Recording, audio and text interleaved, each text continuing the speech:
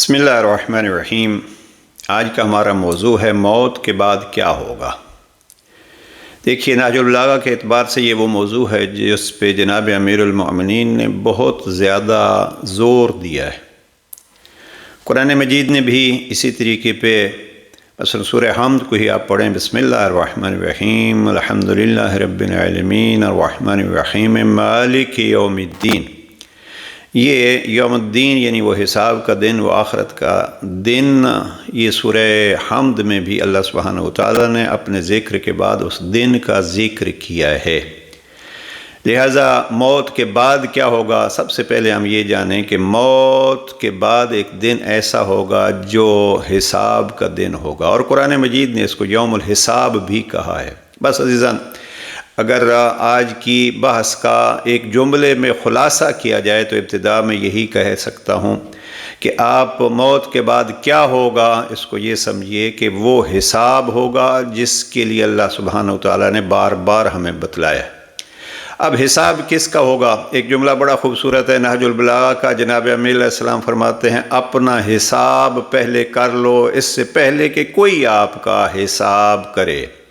اپنا وزن کر لو اس سے پہلے کہ کوئی آپ کا وزن کرے۔ مثلا حاسبوہا من قبل ان تحاسبوا، حساب کر لو اس سے پہلے کہ آپ کا حساب کیا جائے۔ کامیاب لوگ وہی ہوتے ہیں جو اپنا حساب آپ رکھتے ہیں۔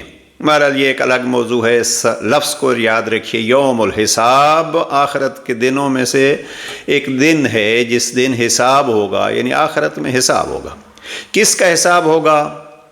وہ حساب بالخصوص اس چیز کا ہوگا کہ اللہ سبحانہ وتعالیٰ نے ہمیں کیوں بھیجا تھا، اور جس کے لیے بھیجا تھا کیا وہ ہم نے کیا ہے یا نہیں، یہ حساب ہوگا۔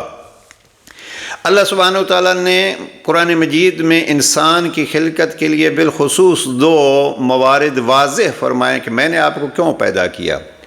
وَمَا خَلَقْتُ الْجِنَّ وَالْإِنسَ إِلَّا لِيَعْبُدُونَ، میں نے جن اور انسان کو پیدا کیا ہے اس لیے تاکہ وہ میری عبادت کریں۔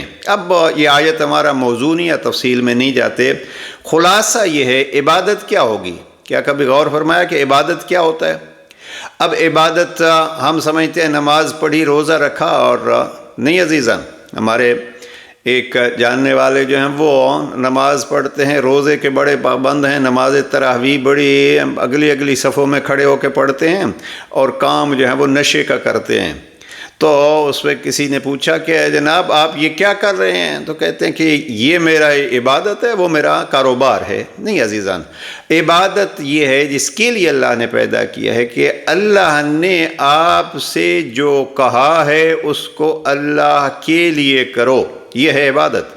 اللہ نے جو آپ کو حکم دیا ہے اس کو بجا لاؤ، جس سے روکا ہے اس سے رک جاؤ۔ کس کے لیے؟ اللہ کے لیے۔ شرط سے بھی ہے عبادت میں، شرط یہ ہوتی ہے قربتاً اللہ ہم انجام دیں۔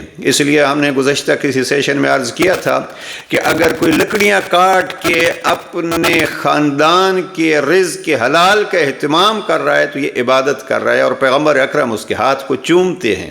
تو یہ ذہن میں رکھیے کہ وَمَا خَلَقْتُ الْجِنَّ وَالْإِنسَ إِلَّا لِيَعْبُدُونَ، ہم نے جن اور انسان کو پیدا کیا ہے عبادت کے لیے، یعنی میری مرضی کے مطابق، میرے حکم کے مطابق زندگی گزاریں۔ دوسری آیت میں ارشاد پروردگار ہوتا ہے کہ خَلَقَ الْمَوْتَ وَالْحَيَاةَ لِيَبْلُوَكُمْ أَيُّكُمْ أَحْسَنُ عَمَلًا، اللہ نے موت اور زندگی کو پیدا کیا ہے تاکہ آپ کا امتحان لے کہ آپ میں سے احسن عمل کرنے والا کون ہے۔ اب یہاں تفسیروں میں اگر احسن عمل کی طرف جائیں تو خلاصہ اس کا بھی یہی ہوتا ہے کہ احسن عمل وہی ہوگا جو زندگی اور موت دینے والے کے حکم کے مطابق ہو۔ جہاں وہ کہتے ہیں کرو ہم کریں، جہاں کہتے ہیں نہیں کرو نہیں کریں، تو یہ احسن عمل ہوگا۔ تو یہ دو چیزیں یاد رکھیے، عبادت اور احسن عمل کے لیے اس نے پیدا کیا ہے۔ جب انسان زندگی اس کے حکم کے مطابق گزارے، عبادت میں گزارے، احسن عمل میں گزارے، تو پھر جب آخرت کا سفر ہوتا ہے تو اللہ سبحانہ وتعالیٰ نے اس کو بھی قرآن مجید میں بڑے خوبصورت انداز میں یہ سورہ میں بیان فرمایا، اور وہ کیا ہے؟ یا ایتھا النفس المطمئنہ ارجعی الی ربک راضیۃ مرضیہ، اے نفس مطمئنہ میری طرف پلٹ آ اس حالت میں کہ تو مجھ سے راضی میں تجھ سے راضی۔ زندگی میں اگر انسان یوں بسر کرے زندگی کو کہ وہ اللہ سے راضی ہو، مشکل سے مشکل دور بھی ہو تو اللہ پہ راضی رہے، اس لیے کہ تو ہی مالک ہے، جو میرے لیے بہتر سمجھتا ہے تو وہی کرتا ہے۔ اگر یہ یقین ہو تو انسان اللہ پہ راضی ہوتا ہے۔ اور جناب سید الشہداء کے وہ جملات ذہن میں رکھیے جو جناب علی اصغر کی شہادت کے بعد فرما رہے تھے، رضن بقضائہ و تسلیما لامرہ، جو تیرے فیصلے ہیں میں حسین اس پہ مطمئن ہوں، رضن بقضائہ، جو بھی تیرا فیصلہ ہے میں اس پہ راضی ہوں، و تسلیما لامرہ، اور جو بھی تیرا حکم ہے میں اس کے سامنے سر تسلیم خم ہوں۔ تو یہ نفس مطمئنہ کی ایک مثال ہے۔ اس لیے امام جعفر صادق علیہ السلام فرماتے ہیں کہ یہ سورہ میرے جد حسین ابن علی کا سورہ ہے، یعنی کامل طور پر نفس مطمئنہ کو اگر دیکھنا ہے تو وہ کربلا کے حسین ابن علی ہیں۔ یا ایتھا النفس المطمئنہ ارجعی الی ربک راضیۃ مرضیہ۔ تو یہ ہے موت کے بعد کیا ہوگا، موت کے بعد حساب ہوگا۔ اب ہمیں کیا کیا کرنا ہے، اس کے لیے نہج البلاغہ میں ایک تفصیلی موضوع ہے یہ خود موت اور بعد از موت۔ جیسے میں نے عرض کیا تھا کہ توحید اور قرآن مجید کی عظمت کے بعد اب یہ تیسرا موضوع ہے موت کا موضوع، یا تیسرا موضوع ہے دنیا کی مذمت، آپ ان کو کہہ سکتے ہیں۔ نہج البلاغہ میں اگر ترتیب دی جائے 4 موضوعات کو تو پہلا توحید کا سلسلہ، دوسرا قرآن مجید کا سلسلہ، تیسرا آخرت کا سلسلہ، اور چوتھا دنیا کی مذمت کا سلسلہ۔ تو آئیے اس کو یوم حساب دیکھیں۔ 2 جملے جناب امیر علیہ السلام کے فرامین میں سے میں بالخصوص عرض کروں گا کہ صاحبان مطالعہ اگر ہو سکے تو خطبہ نمبر 107 کو پڑھیے۔ ترجمہ مفتی جعفر حسین کے مطابق جو خطبہ نمبر 107 ہے اس میں موت کا بڑی تفصیل سے ذکر کیا ہے۔ چند جملات آپ کی خدمت میں عرض کر دیتا ہوں۔ یہاں جہاں ہم افکار اسلامی کا نہج البلاغہ ہے اس کا صفحہ نمبر 342 ہے۔ جناب امیر علیہ السلام نے 2 حصے تقسیم کیے ہیں۔ امام نے موت کا تذکرہ بڑی تفصیل سے کیا ہے، وقت نہیں ہے کہ ہم اس طرف جائیں۔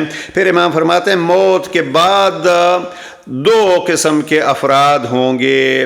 ایک وہ ہوں گے کہ جو اپنی زندگی اپنے رب کے حکم کے مطابق گزار گئے ہیں، جعلہم فریقین، اللہ نے قیامت کے دن افراد کو 2 حصوں میں تقسیم کیا۔ بعد از موت کیا ہوگا، انسان 2 حصوں میں تقسیم ہوں گے۔ ایک یہ انعم علی ہؤلاء وانتقم من ہؤلاء، جنہوں نے اللہ کے مرضی کے مطابق زندگی گزاری اللہ ان کو انعام و اکرام دے گا، اور جنہوں نے اللہ کی مخالفت کی ان کے لیے انتقم من ہؤلاء، اس دوسرے گروہ سے رب انتقام لے گا۔ اب یہاں اللہ سبحانہ وتعالیٰ سے طلب مغفرت کرنی چاہیے، پروردگار یہ لحظات ہیں ہم سے اب تک جو ہو گیا ہے وہ معاف فرما۔ بہرحال پھر امام نے فرمایا فاما اہل الطاعۃ فاصابہم بجوارہ، جو نیک کام کرتے رہے جو فرما بردار رہے انہیں جزا دے گا کہ اس کے جوار رحمت میں رہیں۔ اب یہی جملہ اگر قیامت اور موت کے بعد کیا ہوگا اس کو ذہن میں رکھیے عزیزان، تفصیل میں نہیں جاتا، بس اتنا عرض کرتا ہوں کہ خطبہ نمبر 107 کو پڑھ لیجئے گا کہ جنہوں نے رب کی اطاعت کی رب ان کو اپنے قرب میں اور اپنے رحمت کی جوار میں جگہ دے گا۔ اور یہی وہ سوال تھا جو جناب آسیہ کہہ رہی تھی، پروردگار میرے لیے اپنے پاس گھر بنا، وَخَلَّدَهُمْ فِي دَارِهِ، اور پھر وہ ہمیشہ اس گھر میں رہیں گے۔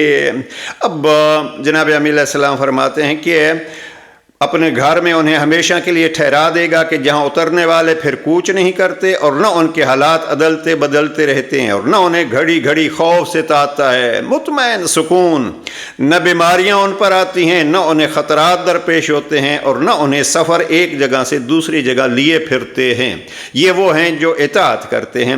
پھر امام فرماتے ہیں اما اہل المعصیت، جو نافرمان ہوتے ہیں ان کے لیے کیا ہوتا ہے موت کے بعد، انہیں ایک برے گھر میں پھینکے گا، ان کے ہاتھ گردن سے کس کر باندھ دے گا اور ان کی پیشانیوں پر لٹکنے والے بالوں کو قدموں سے جکڑ دے گا اور انہیں تارکول کی قمیضیں اور آگ سے قطع کیے ہوئے کپڑے پہنا دے گا، یعنی ان پر تیل چھڑک کر آگ میں جھونک دے گا۔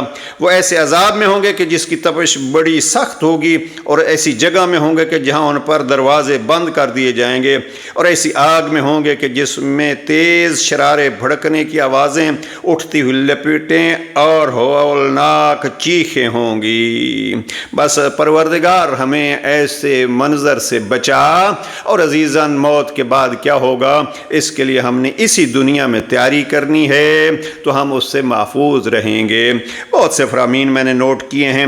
یہاں جناب امیر علیہ السلام فرماتے ہیں وَلْيَكُنْ هَمُّكَ فِي مَا بَعْدَ الْمَوْتِ، خط نمبر 66 میں فرماتے ہیں اے انسان، اس چند دن کی زندگی میں اپنی زندگی کو برباد نہ کر، بلکہ یہاں رہ کے آخرت کا خیال رکھ اور اس کے لیے تیاری کر۔ اس رب نے کیا چاہا ہے؟ اور پھر ایک جملہ کلمات کسار نمبر 349 سے نقل کر دوں اور گفتگو تمام۔ امام فرماتے ہیں من اکثر من ذکر الموت رضی فی الدنیا بالیسیر، جو موت اور موت کے بعد کے حالات کو یاد رکھتا ہے تو وہ پھر اس دنیا میں لمبی چوڑی چیزیں جمع کرنے کے بجائے اس آخرت کے لیے تیاری کرتا ہے۔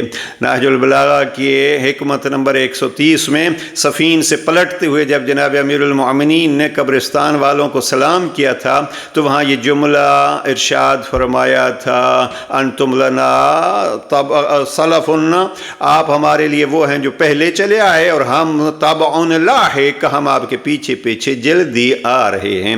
ہمیں وہاں جانا ہے، اس لیے اپنا حساب کتاب یہیں کر کے جائیں۔ پروردگار اپنی مغفرت اور اپنی رحمت میں جگہ عنایت فرمائے، یہاں بھی وہ رحم فرمائے کہ ہم اس کو بھولے نہیں، آخرت میں بھی رحم فرمائے۔ والسلام علیکم ورحمۃ اللہ وبرکاتہ۔